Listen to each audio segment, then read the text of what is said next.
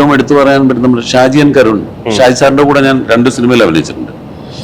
Shaji sir പറഞ്ഞു തരുന്നത് പോലെ അത്രയൊന്നും ഒരു ഡയറക്ടറും പറഞ്ഞു തരില്ലെന്ന് തോന്നിയിട്ടുണ്ട്. ഇപ്പൊ സ്വഭാനം എന്ന് പറഞ്ഞ സിനിമയിൽ ഞാൻ അഭിനയിക്കുമ്പോൾ ജയറാമിനെ എൻ്റെ വീട്ടിലേക്ക് വിളിക്കുന്നൊരു സീനുണ്ട്. ഞാൻ വിളിച്ചിട്ട് ജയറാമിനെ അപ്രീഷിയേറ്റ് ചെയ്യാൻ വിളിച്ചാണ്. അപ്പോൾ അത് ചെയ്തിട്ടാണ് അതിന്റെ സംഭാഷണങ്ങൾ പറഞ്ഞത്. അപ്പൊ ഷാജി സാർ എന്നോട് പറഞ്ഞത് ഇയാളെ അപ്രീഷിയേറ്റ് ചെയ്യാൻ വേണ്ടിയിട്ടാണ് വിളിച്ചിട്ടുള്ളത്. അപ്രീസിയേഷൻ ഉള്ളിലുണ്ട്, പക്ഷെ അത് മുഖത്ത് കാണിക്കണ്ട. ഇയാളോട് ശരിക്കും പറഞ്ഞാൽ ഒരു പുച്ഛമാണ്. കാരണം തന്നെക്കാളൊക്കെ അറിവുള്ള ഒരാളാണ് ഞാൻ. എനിക്കിതിനേക്കാളും വലിയ സംഗതികളൊക്കെ അറിയാം, അത് ഉള്ളിലുണ്ട്, പക്ഷെ അത് മുഖത്ത് കാണിക്കണ്ട. ഞാൻ സാർ ഇത്രയൊക്കെ കൂടെ പറഞ്ഞ് എനിക്ക് ഇത്രയൊന്നും ഇത്രയൊന്നും അഭിനയിക്കാൻ എനിക്ക് അറിഞ്ഞുകൂടാ എന്ന് പറഞ്ഞു. അപ്പൊ പുള്ളി പറഞ്ഞു അല്ല ഇത് കിടന്നോട്ടെ, ഇതിങ്ങനെ ഫീഡ് ചെയ്ത് തരും നമുക്ക്. ഇതെല്ലാം കൂടെ നമുക്ക് ചിലപ്പോൾ പ്രതിഫലിപ്പിക്കാനൊക്കെ പറ്റിയില്ല എന്ന് വരും. പക്ഷെ നമ്മുടെ ഉള്ളിൽ ഇതുണ്ടെങ്കിൽ നമ്മൾ പറയുമ്പോൾ ഇതൊക്കെ അറിയാതെ വരും.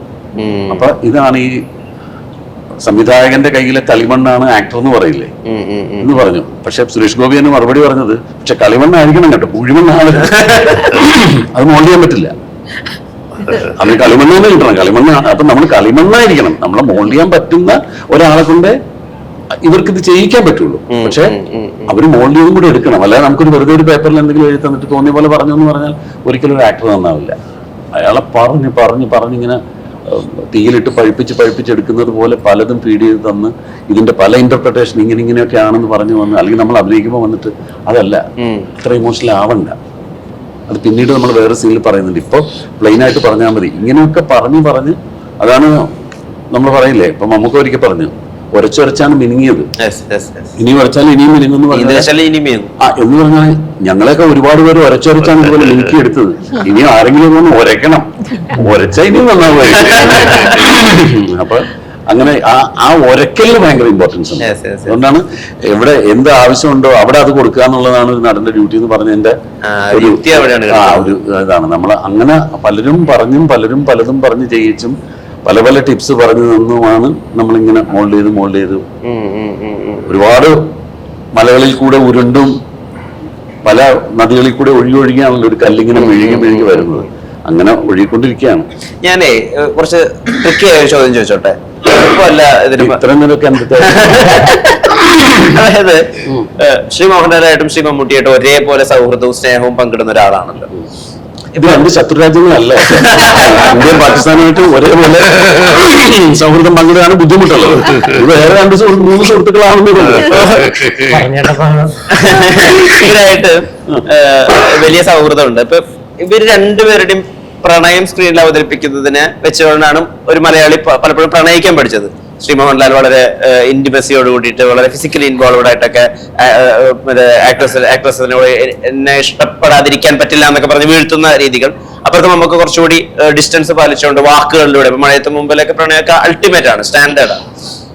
ആരാണ് ഏറ്റവും നന്നായി പ്രണയം അഭിനയിക്കുന്നത്?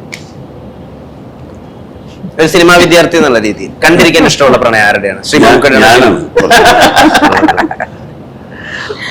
അങ്ങനെ പറയാൻ പറ്റില്ല, എനിക്ക് അങ്ങനെ ഡിഫറൻഷിയേറ്റ് ചെയ്യാൻ പറ്റില്ല എനിക്ക്. പക്ഷെ പ്രണയം കൂടുതൽ അഭിനയിച്ചതായിട്ട് എനിക്ക് തോന്നിയിട്ടുള്ള മോഹൻലാലിന്റെ പ്രണയങ്ങളാണ് ഞാൻ റിലേറ്റ് ചെയ്യുന്നത്.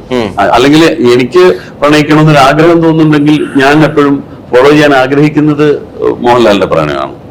ലാൽ പ്രണയത്തെ കാണുന്നതും അല്ലെങ്കിൽ വേറൊരാളുമായിട്ട് ലാൽ അടുപ്പമാവുന്നതും ഒക്കെ ലാൽ സ്ക്രീനിൽ അഭിനയിച്ചിട്ടുള്ളതിനോടാണ് എനിക്ക് കുറച്ച് കൂടുതൽ ഒരു ഇഷ്ടം തോന്നുന്നത്. കാരണം എന്നെ കൊണ്ട് അങ്ങനെ ചെയ്യാൻ പറ്റില്ല. എന്നെ കൊണ്ട് ഒരിക്കലും അങ്ങനെ ഒരു പ്രണയം അഭിനയിച്ച് ഫലിപ്പിക്കാൻ പറ്റില്ല. നമ്മളെ കൊണ്ട് പറ്റാത്ത ഒരാള് കഴിയുമ്പോഴാണ്. എനിക്കൊരാൾ വയലിൻ വായിക്കുമ്പോൾ അത്ഭുതമാണ്, എനിക്കൊരാൾ തബല വായിക്കുന്നത് കാണുമ്പോൾ അത്ഭുതമാണ്, ദാസേട്ടൻ പാടുന്ന കാണുമ്പോൾ ഞാൻ കോരിത്തരിച്ചിരിക്കും. കാരണം ഇതൊന്നും എന്നെ കൊണ്ട് പറ്റാത്ത കാര്യങ്ങളാണ്, ശ്രമിച്ചാൽ പോലും പറ്റാത്ത കാര്യങ്ങളാണ്. അപ്പൊ മമ്മൂക്ക അങ്ങനത്തെ ഒരു പ്രണയം അഭിനയിക്കുന്നതായിട്ട് എനിക്ക് തോന്നിയിട്ടില്ല. മമ്മൂക്കനോട് പ്രണയം പെൺകുട്ടികൾക്കുള്ളതായിട്ടാണ് എനിക്ക് തോന്നിയിട്ടുള്ളത്. ബാക്കിയുള്ളതെല്ലാം എനിക്കിപ്പോഴും മമ്മൂക്ക വേറൊരു പെണ്ണിനെ പ്രണയിക്കുന്നതായിട്ട് പ്രണയാഭ്യർത്ഥന നടത്തായിട്ട് സ്ക്രീനിൽ കാണുന്നത് എനിക്ക് ഇഷ്ടമേ അല്ല. എനിക്കിഷ്ടം ആ പെൺകുട്ടി പോയി മമ്മൂക്കനോട് പ്രണയാഭ്യർത്ഥന നടത്തുന്നതാണ് ഇഷ്ടം. അതേസമയത്ത് മോഹൻലാൽ പോയിട്ട് ഒരു പ്രണയാഭ്യർത്ഥന നടത്തുന്നതിനോട് എനിക്ക് ഭയങ്കര ഇഷ്ടമാണ് തോന്നുന്നത്. ആരുടെ പ്രണയ ഇഷ്ടം?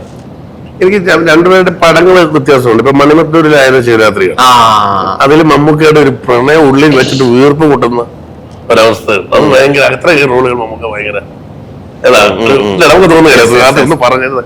അല്ലെ അവരങ്ങ് പിന്നെ പാട്ട് അങ്ങനെയുള്ള പടങ്ങൾ മമ്മൂക്കയുടെ ഇഷ്ടം. ലാലേട്ടൻ ഈ പറഞ്ഞ സിദ്ദിഖേട്ടൻ പറഞ്ഞ പോലെ ആ കുസൃതിയില് കുസൃതി പുള്ളിക്ക് കിട്ടുന്ന റോളുകൾ അങ്ങനത്തെ റോളുകളാണ്. ഇപ്പൊ മറ്റേ ഗാഥ എന്നൊക്കെ പറഞ്ഞു തുടങ്ങി, അല്ലെങ്കിൽ എന്റെ കല്യാണിക്കുട്ടി, ഇങ്ങനെ കുറെ സാധനങ്ങൾ നമുക്ക് അന്ന് പോലെ എനിക്ക് തോന്നുന്നു കുറച്ചുകൂടെ എന്താ പറയണ്ട അത്തരം കഥാപാത്രങ്ങൾ, കുറച്ച് സീരിയസ് കഥാപാത്രങ്ങൾ, അങ്ങനെ മെച്ചുവർ ലവ് ആയിരുന്നു നമുക്കൊക്കെ. ഒരു ക്യാമ്പസ് ഒന്നും അങ്ങനെ അധികം എൻജോയ് ചെയ്യാൻ, അല്ലെങ്കിൽ ആ ഒരു രീതി എൻജോയ് ചെയ്യാൻ അധികം പറ്റിയിട്ടുണ്ടെന്ന് തോന്നുന്നു. മണിവത്തൂരിലായ ശിവരാത്രികള് കണ്ടു. ഞങ്ങളൊരു പ്രിവ്യൂ ആണ് കണ്ടത്. ഞാൻ സിനിമയിൽ വന്ന സമയത്തൊക്കെയാണ് മണിവത്തൂരിലെ ശിവരാത്രി. അപ്പം മദ്രാസിൽ പ്രിവ്യൂ കാണല്ലോ. അപ്പൊ ഞാനും ഇന്നസെന്റ് ഏട്ടനും കൂടെയാണ് ഞങ്ങൾ വേറെ സിനിമയിൽ അഭിനയിച്ചുകൊണ്ടിരിക്കുമ്പോൾ അതിന്റെ പ്രിവ്യൂ ഉണ്ടെന്ന് പറഞ്ഞിട്ട് ഇന്നസെന്റ് ഏട്ടനാണ് എന്നെ കൊണ്ടുപോയത്. മണിവത്തൂരായ ശിവരാത്രികളില് ഈ അല്ല മമ്മൂട്ടി സുഹാസിനിയുടെ വീട്ടിലേക്ക് വരുന്നുണ്ട്. രാത്രി വീട്ടിൽ വന്ന് ഒരു സീനൊക്കെ കഴിഞ്ഞ് രാത്രിയാണ് എല്ലാം കഴിഞ്ഞപ്പം സോമേട്ടൻ പറയും, അച്ഛൻ സോമേട്ടൻ സോമേട്ടൻ സുഹാസിനോട് പറയും മമ്മൂട്ടിയെ കൊണ്ടുപോയി വിട്ടിട്ട് വരാൻ പറയും. കൊണ്ടുപോയി ഒന്ന് ഡ്രോപ്പ് ചെയ്തിട്ട് തിരിച്ചു വരാൻ പറയും രാത്രി. അപ്പൊ ഇന്നസെന്റ് ഏട്ടൻ നമ്മുടെയൊക്കെ വീട്ടിലെ പോലെ തന്നെ എന്താ ഇന്നസെന്റ് എന്റെ വീട്ടിൽ ഇങ്ങനെയാണ്. എന്റെ സുഹൃത്തുക്കളൊക്കെ രാത്രി വന്നു കഴിഞ്ഞാല് എന്നേട്ടൊക്കെ സംസാരിച്ചെന്ന് പോയാൻ നേരത്ത് അപ്പൻ എന്റെ പെങ്ങളോട് പറയും, എടി നീ ഇവനെ കൊണ്ടുപോയിട്ടൊന്ന് ആക്കിയിട്ട് ഇന്ന് രാത്രി വരണമെന്നില്ല, നാളെ വന്നാലും എനിക്ക് മണിവത്തൂരിലെ ശിവരാത്രി കാണുമ്പോൾ ഓർമ്മ വരുന്നത് ഇന്നസെന്റ് ഏട്ടൻ പറഞ്ഞ ആ സീനാണ്. നമ്മുടെ വീട്ടിലൊക്കെ ഇങ്ങനെയാണ്. രാത്രി എന്റെ പെങ്ങന്മാരെ കൂട്ടി വിടും.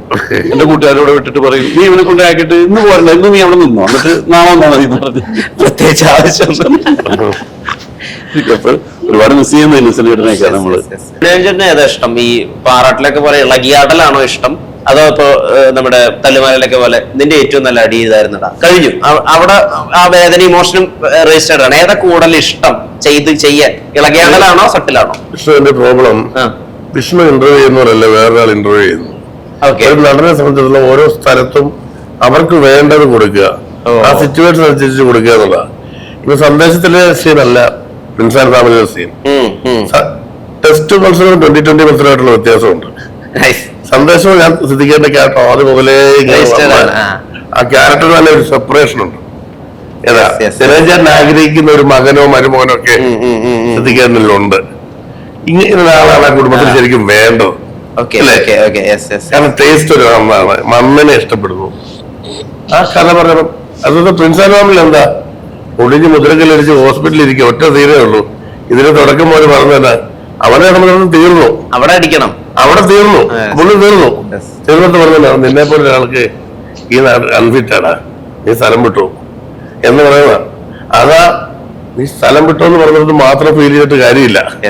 കാരണം ഞാൻ പറയുന്ന വിഷമം എന്റെ വിഷമമല്ല, വേറൊരാളുടെ വിഷമം, വേറൊരാളുടെ ഷെയർ, നീ പൊക്കോടാ എന്ന് പറയുന്നത്. അപ്പം ഈ സിറ്റുവേഷൻസ് വ്യത്യാസമുണ്ട്. തല്ലുമാലയിലെ വളരെ സീരിയസ് ആയിട്ടുള്ള അപ്പന, സ്നേഹമുണ്ട് മകനോട്, മകൻ കുസൃതി ഉണ്ടെങ്കിലും അങ്ങനെ എന്നാൽ പ്രകടിക്കുമ്പോൾ ഒന്ന് നടന്നു വരവനും മറ്റേ തേങ്ങാച്ചോറ് കൊണ്ടുവരാം, കുമ്പളങ്ങ കയറി മേടിച്ചു കൊണ്ടുവരാന്നൊക്കെ പറഞ്ഞ് പോകുന്നുണ്ട്. മറ്റേ ആറാട്ടിൽ എന്താണ്, ആറാട്ടിലൊരു ഇളകി വയ്ക്കുന്ന ഒരു അമ്പളിച്ചെന്നെ അനിത്യൊക്കെ പണ്ട് ചെയ്തിട്ടുള്ള ഒരു കഥാപാത്രത്തിന്റെ മാത്രമേ ഉള്ളൂ. അപ്പൊ വ്യത്യാസങ്ങളാണ്. നമ്മൾ എവിടെ ചെല്ലുന്നു, എന്ത് വേണമെന്നു, എന്ത് ചെയ്യുന്നു അനുസരിച്ചിട്ട് തന്നെയാണ് കഥാപാത്രങ്ങൾ. ഒരു കഥാപാത്രം പോലെ വേറൊരു കഥാപാത്രം ഇല്ല. ഇപ്പൊ ലവിൽ ഞാൻ അപ്പനായിട്ട് അഭിനയിച്ചിട്ടുണ്ട്, ജോയിൽ അപ്പനായിട്ട് അഭിനയിച്ചിട്ടുണ്ട്, ഹൃദയത്തിൽ അപ്പനായിട്ട് ഒരുപാട് പടങ്ങളാണ്. ഇത് നിങ്ങൾ ഓരോ ഇമോഷനോ അല്ലെങ്കിൽ തമാശയൊക്കെ വ്യത്യസ്തമായിരിക്കും എന്തിലെങ്കിലും. അതുകൊണ്ടാണ് മിക്കവാറും പറയുന്നത് നടന്മാര് എല്ലാ പടത്തിലും ഒരുപോലാന്ന് പറയാൻ വളരെ പാടാണ്. എന്തിലെങ്കിലും വ്യത്യാസം ഉണ്ടാവും. അത് എത്ര ഒരേപോലെ മേക്കപ്പ് ചെയ്ത് വന്നാലും ഒരാൾ വ്യത്യസ്തനാകുന്നത് ആ സിറ്റുവേഷനും ആ ഡയറക്ടർ ആവശ്യപ്പെടുന്ന നമ്മള് ചെയ്യിക്കുന്ന രീതിയൊക്കെയാണ് ഒരു നടനെ വ്യത്യസ്തനാക്കുന്നത്. ഈ സംവിധായകൻ ആവശ്യപ്പെടുമെന്ന് പറയല്ലേ, ഇപ്പൊ പറഞ്ഞില്ലേ, അത് ഇതിന്റെ ഒരു പ്രധാന കാര്യമാണ്. നമ്മളുടെ ഫസ്റ്റ് നമ്മൾ ചെയ്യേണ്ട ഒരു കാര്യം ആ ഡയറക്ടർ തൃപ്തിപ്പെടുത്തുക എന്നുള്ളതാണ്. ആ ഡയറക്ടർ ഓക്കെ എന്ന് പറയിപ്പിക്കുക എന്നുള്ളതാണ് ഒരു ആക്ടറുടെ ആദ്യത്തെ ഡ്യൂട്ടി. നമ്മൾ അത് ഹാപ്പി ആക്കി പറ്റൂ. അല്ലാതെ ഒരു ഡയറക്ടർ ഇത് ശരിയായില്ല എന്ന് തോന്നില്ല, നമ്മൾ ഇത് ശരിയാണെന്ന് പറഞ്ഞ് സ്ഥാപിച്ച് വരാൻ പറ്റില്ല.